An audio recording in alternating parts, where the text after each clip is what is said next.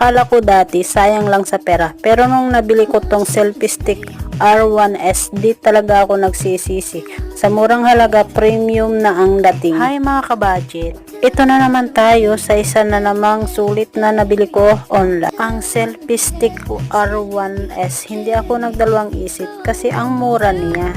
Pero nung dumating, hala grabe, di talaga ako nagsisi. Ayan may kasama na siyang Bluetooth remote. Ito yung favorite ko kasi hindi mo na kailangan pindutin sa phone or click lang. Sulit ang handle, hindi cheap tingnan, kahit budget friendly lang. Extendable pa siya, tapos pwede rin siya tripod mode, pang content creator vibes. Tingnan nyo ang haba, pwede sa selfie group, travel at shoot lahat. Sabi ko na minsan hindi kailangang mahal para maging quality. Kaya kung naghahanap ka ng affordable pero solid na selfie stick, ito na yung. Kaya naman ilalagay ko yung link dyan sa yellow basket kung saan ko siya nabili mga kabeshi. Kaya habang may stock pa, i-grab nyo na guys.